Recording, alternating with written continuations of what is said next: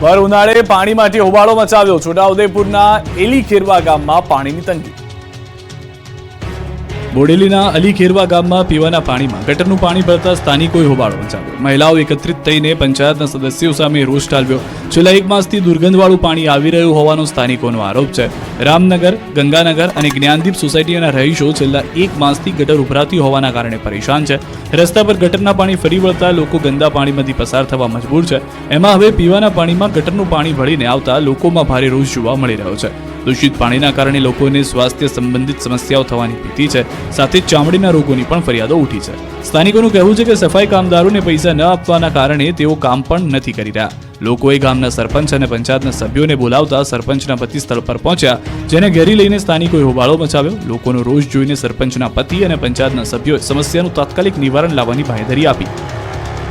આ તરફ જૂનાગઢમાં આખલાએ આતંક મચાવ્યો. 2 આખલાઓની લડાઈમાં વૃદ્ધને ગંભીર ઈજા પહોંચી. જૂનાગઢના કેશોદ શરદ ચોક વિસ્તારમાં આખલાઓએ રીતસરનો આતંક મચાવ્યો. કેશોદમાં હવેલી સામે 2 આખલાઓ વચ્ચે લડાઈ થઈ. આખલાઓ બાખડતા આસપાસના વિસ્તારના લોકોમાં ભયનો માહોલ ફેલાયો. 2 આખલાઓની લડાઈમાં વૃદ્ધને ગંભીર ઈજા પહોંચી. આખલાઓએ લડતા સિંગદાણા વેચનારા વૃદ્ધને અડફેટે લીધા. આખલાએ બાઇકને ટક્કર મારતા બાઇક વૃદ્ધની માથે પડતા તેઓ ઈજાગ્રસ્ત થયા. એક દિવસ પહેલા બસ સ્ટેશન સામે યુવકને અડફેટે લીધાના બીજા જ દિવસે વૃદ્ધને ઈજા પહોંચાડવાની ગંભીર ઘટના બની. હાથમાં થેલી લઈ સિંગદાણા વેચવા ફેરી કરતા વૃદ્ધને આખલાએ અડફેટે લીધા. આખલા યુદ્ધના કારણે બાજુમાં પાર્ક કરેલી બાઇક સિંગદાણા વેચતા વૃદ્ધ માથે પડતા વૃદ્ધ ઘાયલ થયા. રખડતા ભટકતા પશુઓના ત્રાસથી શહેરમાં અનેક લોકો ભોગ લેવાયા છતાં પાલિકા તંત્ર કુંભકર્ણની નિંદ્રામાં હોવાથી સ્થાનિકોમાં રોષ ભભૂક્યો. પાલિકાની કામગીરી સામે પણ અનેક સવાલ ઉઠી રહ્યા છે. કાળઝાળ ગરમીથી બીમારી પણ વધી. અમદાવાદની સોલા સિવિલ હોસ્પિટલમાં દર્દીઓનો ધસારો પણ વધ્યો. આકાશમાંથી અગનગોળા વરસતા હોય એવી ભીષણ ગરમીથી લોકો ત્રાહિમામ છે. જોકે આ ગરમી વચ્ચે અમદાવાદમાં રોગચાળાએ પણ માથું ઉંચક્યું છે. ગરમીનું પ્રમાણ વધતા અમદાવાદ સોલા સિવિલ હોસ્પિટલમાં દર્દીઓની સંખ્યામાં 10% વધારો થયો. છેલ્લા એક સપ્તાહમાં 10,661 ઓપીડી નોંધાઈ. વાયરલ ઇન્ફેક્શનના કેસમાં પણ વધારો થયો. છેલ્લા એક સપ્તાહમાં 1,560 કેસ વાયરલ ઇન્ફેક્શનના નોંધાયા. બીજી તરફ ડેન્ગ્યુના 83 સેમ્પલ, મેલેરિયાના 223 સેમ્પલ અને ચિકનગુનિયાના 6 સેમ્પલ લેવામાં આવ્યા. પરંતુ શંકાસ્પદ કેસોમાં કોઈનો પણ રિપોર્ટ પોઝિટિવ ન આવતા દર્દીઓએ હાશકારો અનુભવ્યો. જોકે કાળઝાળ ગરમીના કારણે લોકોના સ્વાસ્થ્ય સાથે ચોક્કસ અસર પડી રહી છે, જેના કારણે તબીબોએ લોકોને સાવચેતી રાખવાની સૂચના આપી. પિતા પુત્રના સંબંધને શર્મસાર કરતી ઘટના સુરતમાં બની. દીકરો પિતાનું ઋણ ભૂલી જતા વૃદ્ધ દંપતી આપઘાત કર્યો. સુરતમાં સરથાણા વિસ્તારમાં એક વૃદ્ધ દંપતી આત્મહત્યા કરી લેતા હડકંપ મચી જવા પામ્યો છે. જોકે આત્મહત્યાની પાછળ તેનો દીકરો અને દીકરાનું વર્તન જવાબદાર હોવાનો ઉલ્લેખ સાથેની એક સુસાઇડ નોટ પણ મળી આવી છે. દીકરાનું દેવું ચૂકવવા વૃદ્ધ પિતાએ 38 લાખ રૂપિયાનું દેવું કર્યું અને દીકરાનું દેવું ચૂકવાઈ ગયું. જોકે દીકરો કેનેડા જઈને મા બાપને ભૂલી ગયો અને દેવું પણ ચૂકવવાનો ઇનકાર કર્યો. ત્યારે આ વૃદ્ધ દંપતીને લાગી આવતા તેમણે મોતને વહાલું કરી દીધું. પિતા પુત્રના સંબંધોને શર્મસાર કરતી આ ઘટનાએ સૌ કોઈને ચોંકાવી મૂક્યા.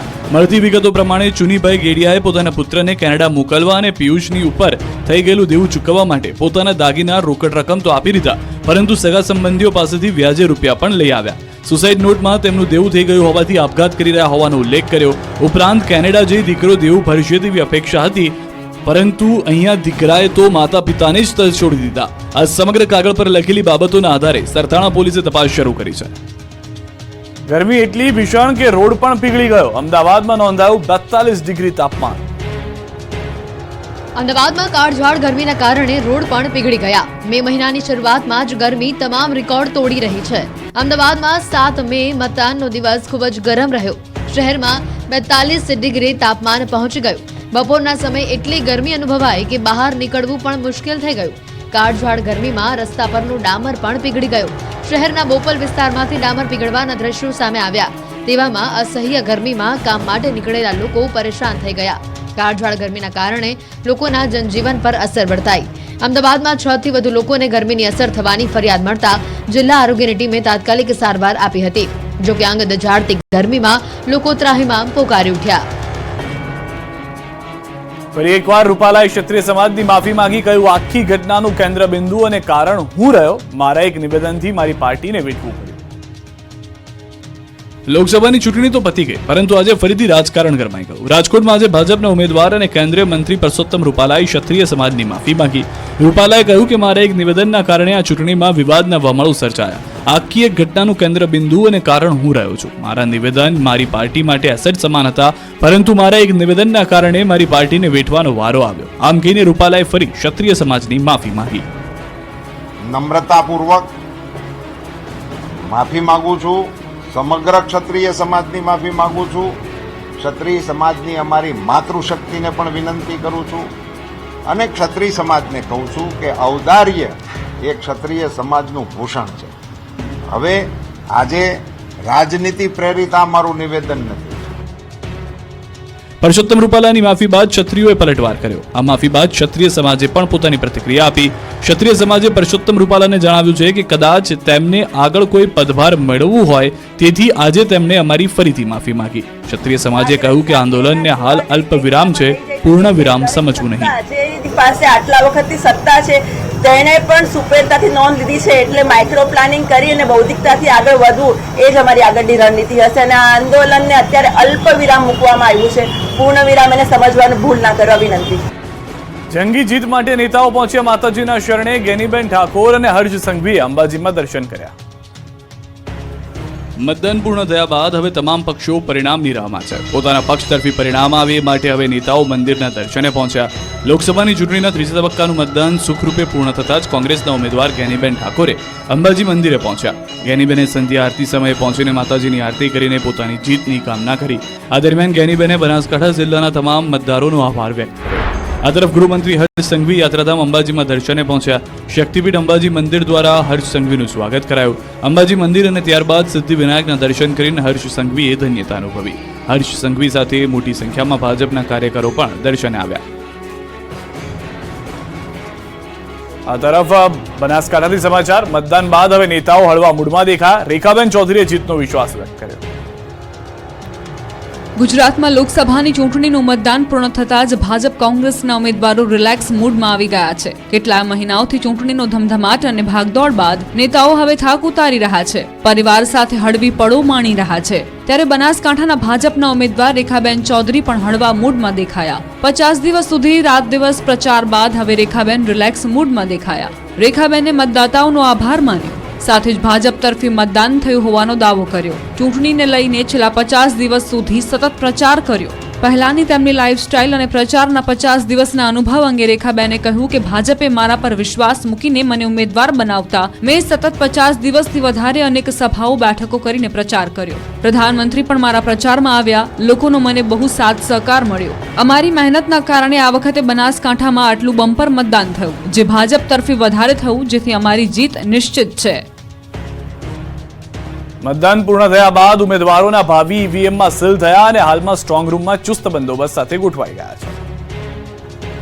લોકસભા ચૂંટણીનું ત્રીજા તબક્કાનું મતદાન યોજાયું હતું. તમામ જિલ્લાઓમાં મતદારોમાં ભારે ઉત્સાહ જોવા મળ્યો હતો. ત્યારે બનાસકાંઠા સીટ પર 12 ઉમેદવારો વચ્ચે કાંટાની ટક્કર હતી. બનાસકાંઠા લોકસભા સીટ પર 69.62% જેટલું મતદાન નોંધાયું. મતદાન બાદ તમામ ઈવીએમ પાલનપુર તાલુકાના જગાણા ગામે આવેલ એન્જિનિયરિંગ કોલેજમાં રાખવામાં આવ્યા છે. સ્ટ્રોંગ રૂમ બહાર પોલીસનો પહેરો છે. જડબેસલાક સુરક્ષા વ્યવસ્થા પણ ગોઠવવામાં આવી છે. હવે 4 જૂનના મતગણતરી થશે ત્યારે જ સામે આવશે કે કોણ બાજી મારી રહ્યું છે. આ તરફ રાજકોટમાં સ્ટ્રોંગ રૂમની બહાર ચુસ્ત બંદોબસ્ત ગોઠવાયો છે. શહેરની કણકોટ ખાતે આવેલી એન્જિનિયરિંગ કોલેજમાં સ્ટ્રોંગ રૂમ બનાવાયો છે. પેરામિલિટરી ફોર્સ દ્વારા અહીં સઘન સુરક્ષા કરવામાં આવી રહી છે. સીસીટીવી કેમેરા અને પોલીસનો પણ 24 કલાક બંદોબસ્ત છે. મોડી રાત્રે ઈવીએમ, વીવીપેટ મશીન સહિતની સામગ્રી સ્ટ્રોંગ રૂમ ખાતે પહોંચી હતી. આજ વહેલી સવાર સુધી સીલ મારવાની કામગીરી કરાઈ હતી. આ તરફ મહેસાણામાં શાંતિપૂર્ણ માહોલમાં ચૂંટણી પ્રક્રિયા પૂર્ણ થઈ. મતદાન બાદ ઈવીએમ સ્ટ્રોંગ રૂમમાં મુકાયા. બાસણા પાસે મર્ચન્ટ કોલેજ કેમ્પસ ખાતે સ્ટ્રોંગ રૂમ તૈયાર કરાયો, જેમાં 3 લેયરની સુરક્ષા વ્યવસ્થા ગોઠવાઈ છે. મહેસાણા લોકસભાની ઊંઝા, વિસનગર, બેચરાજી અને કડીના ઈવીએમ સાથે વિજાપુરની પેટા ચૂંટણીમાં ઈવીએમ અહીં રાખવામાં આવ્યા. મર્ચન્ટ કોલેજ કેમ્પસમાં 4 જૂને મતગણતરી પણ હાથ ધરાશે. તાપી નદીમાં જળકુંભીનું સામ્રાજ્ય. નદીનું પાણી ગાયબ થઈ ગયું હોય એવા દ્રશ્યો સામે આવ્યા. નદી પર જળકુંભીનું સામ્રાજ્ય એટલી હદે છવાઈ ગયું છે કે તાપી નદીનું પાણી જ જાણે કે અદૃશ્ય થઈ ગયું. દ્રશ્યો જોઈને લાગે કે આ નદી છે કે જળકુંભીનું સામ્રાજ્ય એ જ નથી સમજાતું. તાપી નદી ફરી અસ્વચ્છ બની રહી છે. સમગ્ર નદી જળકુંભીના કારણે લીલીછમ દેખાઈ રહી છે. એટલું જ નહીં, જળકુંભીના કારણે નદીના પાણીમાંથી દુર્ગંધ આવતી હોવાની પણ લોકોની ફરિયાદ છે. સુરતમાં દર વર્ષે ઉનાળામાં તાપી નદીમાં જળકુંભીનું સામ્રાજ્ય છવાઈ જાય છે. આ સાથે જ તાપી નદીનું લેવલ પણ ઘટી જતું હોય છે, જેના કારણે તાપી નદીનું પાણી પ્રદૂષિત થઈ જાય છે. આ વર્ષે પણ આ જળકુંભીનું સામ્રાજ્ય જોવા મળી રહ્યું છે, જેના પગલે તાપી નદીમાં પાણી જ દેખાતું નથી અને આખી તાપી નદીને જળકુંભીએ બાનમાં લીધી હોય એવા દ્રશ્યો સામે આવ્યા. ગટરના પાણી તેમજ શહેરમાં અલગ અલગ વિસ્તારમાં આવેલા તબેલાઓમાંથી દૂષિત પાણી ડાયરેક્ટ તાપી નદીમાં છોડાઈ રહ્યું હોવાથી આ પરિસ્થિતિ ઊભી થવાનું અનુમાન છે. જળકુંભીના નિકાલ પાછળ કરોડો રૂપિયાનું ખર્ચ સુરત મનપા દ્વારા કરાય છે, છતાં દર વર્ષે આ જ સ્થિતિ થઈ જાય છે. મોટા વરાછાથી અશ્વની કુમાર સુધી તાપી નદીમાં જળકુંભી પથરાયેલી છે. મોટા પ્રમાણમાં જળકુંભી તણાઈ આવી હોવા છતાં પણ જળકુંભીના નિકાલ માટે સુરત મનપાએ કોઈ પણ કામગીરી ન કરી હોવાની સ્થાનિકોની ફરિયાદ. અંગ દજાડતી ગરમીમાં ડામરના રોડ પર એક સંતે શરૂ કરી આખરી આરાધના. બગદાણાથી અયોધ્યા સુધી આળોટતા જઈ રહ્યા છે સંત. ભીષણ ગરમીમાં અને અગનગોળા જેવા ડામરના રોડ પર આળોટતા આ સંતને જુઓ. કઠોર તપ અને દ્રઢ સંકલ્પની સાથે આ સંતે બગદાણાથી આળોટતા અયોધ્યા સુધીની સફર શરૂ કરી છે. અત્યંત કઠિન એવી આ સફરમાં હાલ તેઓ પંચમહાલ પહોંચ્યા છે. અયોધ્યામાં ભગવાન રામ બિરાજ્યા ત્યારે આ સંતે બગદાણાથી અયોધ્યા સુધી દંડવત કરીને જવાની ટેક લીધી હતી. રામ રાજ્યની સ્થાપના થતાં જ તેઓ બગદાણાથી નીકળી પડ્યા. આખરી આરાધના સાથે આ સંત આળોટતા નીકળ્યા. બગદાણાથી અયોધ્યા સુધી 1600 કિલોમીટરની લાંબી યાત્રા તેઓ કાપશે. આ યાત્રા થકી મહારાજ હાલ કાળઝાળ અને અંગ દઝાડતી ગરમી વચ્ચે 350 કિલોમીટરનું અંતર પૂર્ણ કરી ચૂક્યા છે. હાલ રાઘવજી સંત પંચમહાલ જિલ્લાના 61 હનુમાનજી મંદિર સુધી આવી પહોંચ્યા છે. સંતની કઠોર તપસ્યાને રાહદારીઓ નિહાળી રહ્યા છે. વાહન ચાલકો પણ મહારાજના દર્શન કરી રહ્યા છે, તો કેટલાક ભક્તો મહારાજની સેવામાં જોડાઈ રહ્યા છે. સંત રાઘવજી મહારાજના મનનો આંતરિક ભાવ ભગવાન શ્રી રામ અયોધ્યામાં બિરાજમાન થાય તેવો હતો, જે પરિપૂર્ણ થયો, જેથી તેઓ પોતાના દ્રઢ સંકલ્પને પૂર્ણ કરવા આળોટતા દંડવત યાત્રા શરૂ કરી દીધી. આ યાત્રા થકી રાઘવજી મહારાજ હાલ 350 જેટલા કિલોમીટરનું અંતર કાપી કાળઝાળ અને અંગ દઝાડતી ગરમી વચ્ચે પંચમહાલના 61 પાટિયા હનુમાનજી મંદિર સુધી આવી પહોંચ્યા. તેઓને અયોધ્યા પહોંચતા અંદાજિત 1.5 વર્ષનો સમય લાગશે. આ દરમિયાન તેઓને તમામ ઋતુ અને માર્ગની સ્થિતિ તેમજ ટ્રાફિકની આકરી કસોટીમાંથી પસાર થવાનું છે. અચાનક જ વાતાવરણ પલટાયું અને ડાંગમાં ખાબક્યો વરસાદ. સાપુતારામાં પણ વરસાદ પડતા લોકોને ભીષણ ગરમીથી રાહત મળી. ભર ઉનાળે કમોસમી વરસાદે ડાંગ જિલ્લાને જાણે કે ચોમાસાની યાદ અપાવી દીધી. અચાનક જ વાતાવરણમાં પલટો આવતા ડાંગમાં ચોમાસા જેવો માહોલ સર્જાયો. બપોર બાદ કાળા ડિબાંગ વાદળો આવી ચડ્યા અને સાંજ પડતા તો ચોમાસા જેવો વરસાદ વરસ્યો. ધીમી ધારે વરસાદ વરસતા લોકોને ભીષણ ગરમીથી રાહત મળી. ભારે બફારા બાદ સાપુતારા અને આસપાસના વિસ્તારોમાં વરસાદી માહોલ સર્જાયો. ગુજરાતનું એકમાત્ર ગિરિમથક સાપુતારામાં વરસાદ વરસતા વાતાવરણ ખુશનુમા બની ગયું. અતિશય ગરમીમાં વરસાદ પડતા વાતાવરણમાં ઠંડક પ્રસરી. જોકે ડાંગર, વરાઈ, નાગલી જેવા પાકને નુકસાની થવાની ખેડૂતોમાં ભીતિ સેવાય. મહત્વનું છે કે હવામાન વિભાગે દક્ષિણ ગુજરાતમાં કમોસમી વરસાદની આગાહી કરી છે. 11 થી 13 મે દરમિયાન દક્ષિણ ગુજરાતમાં માવઠાનો માર પડી શકે છે. જોકે હવામાન વિભાગે કરેલી આગાહીના 2 દિવસ પહેલા જ ડાંગ જિલ્લામાં વરસાદ વરસ્યો. માવઠું ત્રાટકતા અહીંના ખેડૂતોની ચિંતામાં વધારો થયો છે. ભીષણ ગરમી અને માવઠું. રાજ્યના કેટલાક વિસ્તારોમાં વાતાવરણનો બેવડો માર સહન કરવાની પરિસ્થિતિ છે. ભૂક્કા બોલાવતી ગરમી સાથે વરસાદના પણ એંધાણ. દક્ષિણ ગુજરાતને ધમરોળશે કમોસમી વરસાદ. 11 થી 13 તારીખ દરમિયાન માવઠું ત્રાટકશે. આકાશમાંથી વરસી રહેલા અગનગોળા લોકોને દજાડી રહ્યા છે. ભીષણ ગરમીમાં લોકો બહાર નીકળતા પણ વિચાર કરે છે. ત્યારે કાળઝાળ ગરમી વચ્ચે હવામાન વિભાગે મહત્વની આગાહી કરી. ગરમી વચ્ચે રાજ્યના કેટલાક વિસ્તારોમાં માવઠું ત્રાટકવાની આગાહી કરી.